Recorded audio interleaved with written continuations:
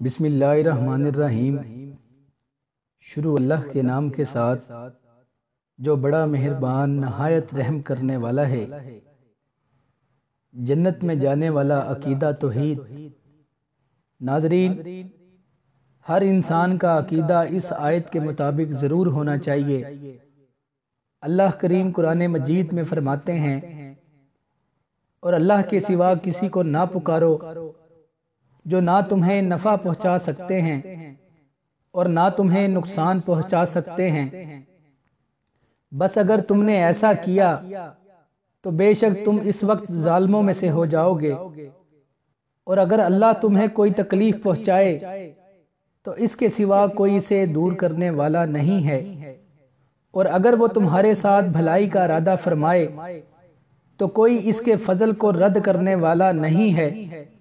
وہ اپنے بندوں میں سے جسے چاہتا ہے اپنا فضل عطا کرتا ہے، اور وہ بڑا بخشنے والا نہایت مہربان ہے۔ سورہ یونس آیت نمبر 106-107۔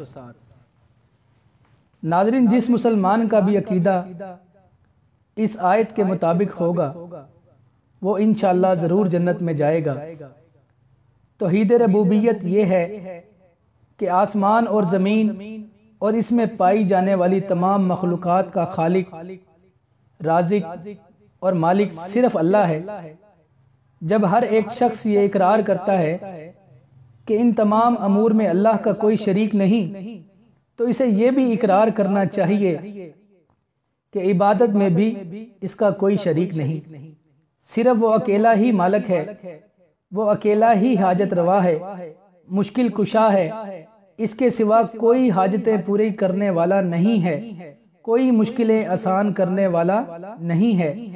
اس لیے اپنی ضرورتوں اور مشکلوں میں صرف اسی کو پکارو، اس کے ساتھ کسی کو نہ پکارو۔ اللہ کریم قرآن مجید میں فرماتے ہیں، تم اللہ کے سوا کسی اور کو معبود نہ پکارو، اگر تم نے ایسا کیا تو عذاب دیے جانے والوں میں سے ہو جاؤ گے۔ سورہ الشورى آیت نمبر 213۔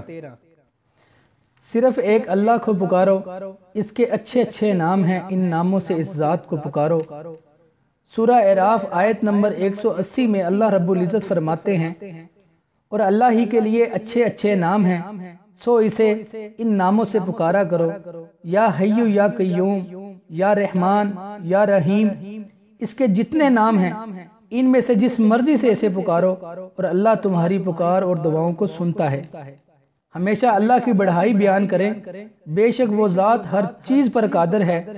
آپ کی سب پریشانیوں کا حل صرف آپ لوگوں کو پیدا کرنے والے کے ہاتھ میں ہے، اور وہ ہمارا رب ہے، اور وہ صرف اللہ ہے۔